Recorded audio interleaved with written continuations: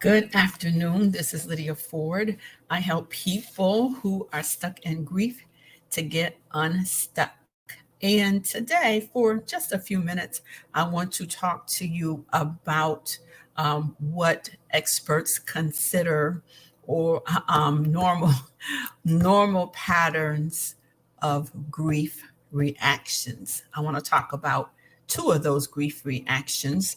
And I want to say that normal grief is also referred to as uncomplicated grief. It encompasses a wide range of feelings, cognitions, physical sensations, and behavioral changes that are common after a loss. And so today, I want to talk about two of those grief reactions. I want to talk about sadness and I want to talk about anger.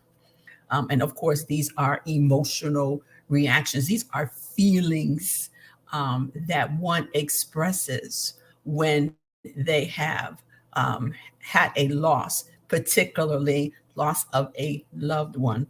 Could be a friend, it could be extended family, it could be biological family. So let me just talk briefly about these two grief reactions. Let's talk about sadness first. Sadness is the most common feeling found in the bereaved and really needs very little comment because when somebody that you love dies, the first thing that most people do is shed tears. They cry or they become numb, and sometimes they're just frozen in time and they don't say anything. They don't react.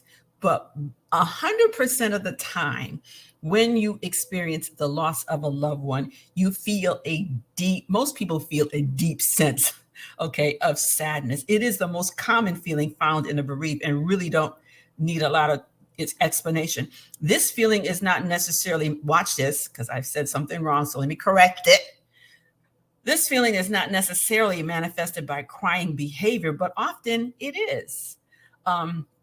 According to experts Parks and Weiss in 1983, their conjecture was that crying is a signal that brings about a sympathetic and a protective reaction from other and establishes a social situation in which the normal laws of competition or competitive behaviors are suspended. Some mourners have a fear of sadness, especially the fear of how intense it can be. It is not uncommon to hear a person say, I lost it at the funeral, or I lost it when I heard my husband had a heart attack, or I lost it when my wife they couldn't save her. She was in ICU and she stopped breathing. I just lost it. Still others try to block sadness through excessive activity, by just becoming very busy, only to discover that the sadness comes out at night. Not allowing the sadness to be experienced with or without tears can very often lead to what experts call complicated mourning. And I'm not going to talk about that right now, but I just want to articulate the fact that everybody experiences, for the most part, a deep sense of sadness, and that sadness most likely is expressed in crying, in shedding tears. Not 100%, because like I said, some people try to disassociate themselves from the pain. Some people become numb, frozen in time. And at that moment, when they hear about the death, they cannot think, they cannot do anything. All right. And again, some people block it out by, becoming very active, just being busy. So they don't have time to think about it. But 9 times out of 10, those thoughts will show up, and usually they show up at night. All right. So that's just my little short, brief summation about the grief reaction of sadness. Okay. Now let's just talk briefly about anger. Okay. I'm going to say a little bit more about the grief expression, the grief reaction of anger. Anger is frequently experienced after a loss. I know most people would not associate being angry about someone, dying, but it still remains a fact that it does happen because it happened. Come on, it happened to me both times. When my daughter died in 2010 at almost 30, I was very angry. I was not angry at her. However, I was angry at doctors. All right. I also experienced a deep sense of anger when my husband died in 2011. And actually, I was angry with him. And we'll just talk a little bit about that as I go through this short narrative about the grief reaction that we call anger. Um, it can be one of the most confusing feelings for the survivor. And as such, it is at the root of many problems in the grieving process. It can cause a lot of problems in the grieving process, and it can lengthen the amount of time that you go through the mourning period. Okay, it can lengthen it. And also, anger, if it's not dealt with, can also lead to more complicated grief. But anger is part of the normal cycle of grieving, right? It's almost like in the Bible where Jesus tells us you can be angry, but don't sin. Because even Jesus got anger, right? Angry, right? Righteous indignation about what they were doing in the temple. So it's not a sin to even get angry. And it's not a sin to be angry when you lose a loved one. So let me just continue. Here was an example of a woman whose husband died of cancer. And she said, and she made this response: how can I be angry? He didn't want to die. The truth is that she was angry at him for dying and leaving her. So if the anger is not adequately acknowledged, it can lead to complicated grief or complicated mourning, as experts call it. This anger comes from, watch this, two sources. It comes from a sense of being frustrated. Okay. It comes from frustration that, watch this, there was nothing one could do to prevent the death, and from a kind of regressive experience that occurs after the loss of someone close. Watch this. You can have this type of regressive experience when you were like a little girl or a little boy, a young child. Let me give an example. On a shopping trip, for example, you went on a shopping trip with your mother, or you could have gone on a shopping trip with your father. A lot of fathers take their young kids shopping today too. So pretend that you're a little kid, you're in a department store with your mother or your father, and suddenly you look up and they're not there. They have disappeared. Well, what happens to you as a little kid? You begin to panic. You feel panic. You become anxious until your mother or your father returns. And upon them returning, the reaction that you have towards your parents is one of, maybe you might hit them on the hand, or you might hit them on their hip or back or whatever. And you might say something like, don't leave me again. I was scared. Where did you go? I'm mad at you because you left me. And this is the kid hitting the parents, going off and having a tantrum because he felt helpless. All right. So in the loss of any important person, there is a tendency to regress, to go backwards, to feel helpless. And sometimes we regress back to our childhood. If there was a very traumatic experience, my son had a penchant for getting lost on a beach when he was just a little boy in a department store. He got lost. He just and when we went to Denny's once as a family, we were traveling down south. We looked up, we thought he was with us, and we looked up and he was gone. So can you imagine how they would feel when they are, when you show up or when they're able to find you? You'd be like, don't do that. Why'd you do that? In a kid language, kid reaction. So anger can bring about feelings of helplessness, to feel unable to exist without the person, and then experience the anger that goes along with these feelings of anxiety. The anger that the bereaved person experiences, it needs to be identified, and it needs to be appropriately targeted towards the deceased individual, so that you can begin to make a healthy adaptation to that person no longer being with you. One of the riskiest maladaptations of anger is the posture of turning that anger towards one's self. Let me say that again. One of the worst or the riskiest maladaptive behaviors of anger is that you can turn that anger is turned inwardly towards you. And in a severe case of retroflected anger that is, back at you, all right, the person may be down on himself or herself and could develop severe depression or even suicidal ideations, suicidal behavior.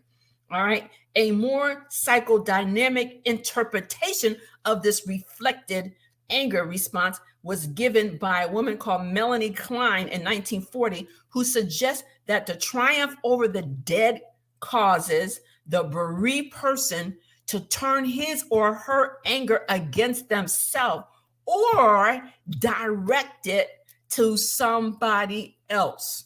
Okay. So we have to be very careful with the emotion of anger.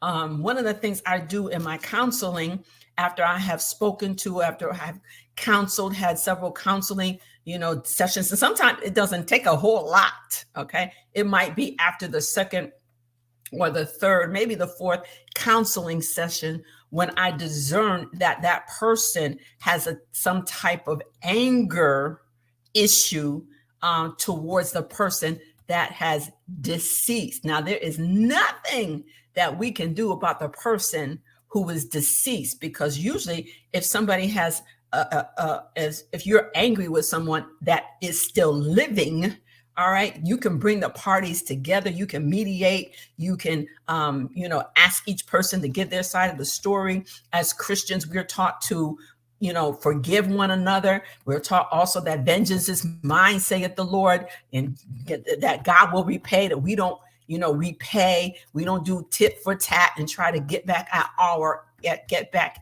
someone who has offended us. All right. So there's always a possibility of reconciliation when that person is still living. All right. And sometimes even if that person does not apologize, or you don't apologize, there's no forgiveness, there's no reconciliation. The best thing for you to do is forgive yourself. Forgive the person, forgive yourself, put some distance between you and that person, and then, just go on living. Because sometimes people don't come back and apologize.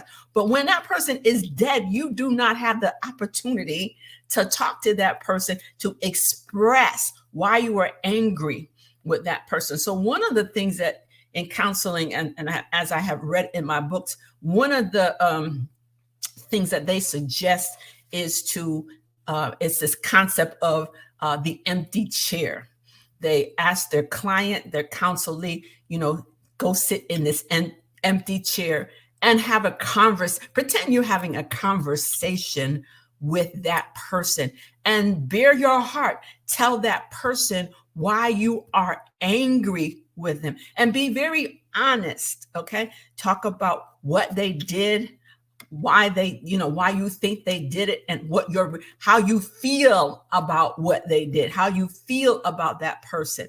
And that is one way of helping to get to the heart, to get to the crux, to get to the root of your anger. Yes, the person is not there, but sometimes we just need to talk. We just need to say it out loud. Another example, for trying to deal with this anger, that is directed at the deceased, is to write a letter to that person. Write a letter to that person, express, what the issue was, why you're angry with that person. Are you angry with that? Let me just talk about myself. I was angry, with my husband when he died, because, um, my husband was a wonderful person, a likable person. It seemed like everybody liked him, but he struggled with weight all his life. He struggled with weight. He would lose weight, he would gain weight. He would lose weight, he would gain weight. Well, when he died, he was almost 300 pounds. He might have been 300. He might have been a little more than that. And he had, in his life, I would say in his 30s is when the onset of diabetes happened, along with high blood pressure. And he didn't really take care of himself. He really didn't take care of himself. That used to bother me. And he was just 59 when he went into the hospital in 2011. He was diagnosed with lung cancer with no, prognosis. It was inoperable. No chemo, no radiation. They only gave him several weeks to live. So he actually, was in the hospital for 25 days, from October 3rd to the 28th. And on the 28th, he had a massive heart attack, and he died. But they intubated him, because we said only one DNR. They intubated him and brought him back, but he was brain dead. So he did die. He died. And I was angry with him. I was angry because I felt like, he did not have to die prematurely, in my opinion. I was angry because he didn't take care of himself. I was angry because, there were some other things that I won't discuss on here. But there were a lot of things I was angry with my husband about, and I had to get delivered from my anger. I was angry with God when my daughter died, because I felt entitled to not have her die. I felt that because of who I thought I was. I had a sense of entitlement. Like, I've been trying to, be a good Christian. I've prayed for folks. I've intercede. I try to live my best life. I try to live a godly life. And this is the pay I get. I was angry with God. And so during those years that I was still struggling with my anger, I wrote books. Okay. I wrote several books. I wrote 3 books. I journaled. I asked God to forgive me. I had to write out, I'm angry with my husband, because I was angry with my husband because I felt that he, died prematurely because he didn't take care of himself. He didn't address his diabetes seriously. I was angry with God because, God, I'm angry with you because we prayed. Lots of people prayed for Daniel's healing. I'm angry because in your word, it says you are our healer. You said you sent your word and you healed. And I don't feel that you lived up to your personality, your character. I did not think that you should have allowed my daughter to die when a whole lot of people were being healed from cancer at that time. So however, there are several ways. The empty chair will work. Writing letters to the deceased will also work. Writing, journaling, counseling, because guess what? You can have Jesus in a counselor too, a grief counselor. Whatever you need to do, and it's more than just having faith in God. It's more than just leaving it to Jesus. It's more than just taking it to the altar. It's more than having a prophetic word. You have to do the work.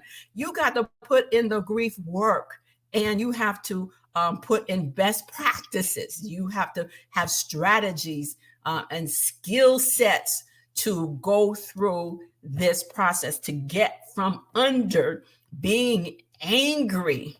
Because again, if you don't deal with that anger, it's going to lead to more complicated grief. And the longer you stay angry, the more that anger turns inwardly, and it can set up those feelings, those emotions, all that adrenaline, things that go on in your pituitary, all of that can turn inwardly and give you headaches, give you insomnia, set up arthritis in your bones, in your muscles, in your tissues. That's how it comes inwardly, because you have not let it go. The Bible says to lay aside the weight and the sin that so easily beset you. And anger is it can be a sin. It doesn't have to be, but it can be if you fail to forgive yourself and to forgive others. Forgiveness is always about you. Okay, it's about you. It's about you freeing up yourself so that you can receive help from the Holy Spirit, receive the grace of God to continue to live your life, all right, abundantly, to thrive, not just to survive, not just to cope, but to get back in life, accept the death, and move on to achieve your spiritual gifts, to achieve your purpose in God. So that's about all I want to say. I'm at 21 minutes. I want to keep these recordings kind of short so you can kind of absorb what I'm saying about these two grief reactions. These are normal grief reactions, normal grief patterns that everybody mostly exhibits, goes through when they have experienced the loss of a loved one. I would say that anger is the most profound. Anger is the one that we really need to do grief work in and on, so that it doesn't develop into more serious patterns of complicated grief. All right. This is Lydia Ford. I am here. I help people who are stuck in grief to get unstuck. And I forgot to fly my banners. I forgot to do my banners while I was here. And so let me just put them here just briefly and say that you can contact me at www.thegrace2win.com if you or someone you know is in need of grief counseling. I will be back to do some more pre-recorded posts on grief reactions. Today, I talked about feelings of sadness and how that is very common to most people. But people will experience, or they will manifest that sadness in different ways. Because listen, grief is very unique, and grief reactions are unique to the person. It's unique to their to the relationship of the person that they have lost. So you cannot put everybody in a box, because everyone shows sadness. Everyone experiences grief reactions in the way and the manner that they do. And so we can't compare, when we should not be judging how people react to losses. So I will be back, and I will be talking about these grief reactions, the reaction of blame. We're going to talk about that. We're going to talk about anxiety. We're going to talk about the grief reaction of loneliness and fatigue, of helplessness, shock, yearning, relief, and numbness, just to name the other grief reactions that I want to delve into. All right. So you all have a wonderful day. It is June the 23rd. And this is Lydia Ford. I help people who are stuck in grief to get unstuck. And if you would like a 30-minute consultation, again, contact me and go to www.thegrace, and it's the number 2, thegrace2win.com. You can sign up for a 30-minute talk to see if you are a candidate for grief reaction or for grief counseling. If you know someone that needs it, you can also recommend somebody else for grief counseling. The first 30 minutes is on the house. God bless you, and looking forward to talking to you soon. Bye.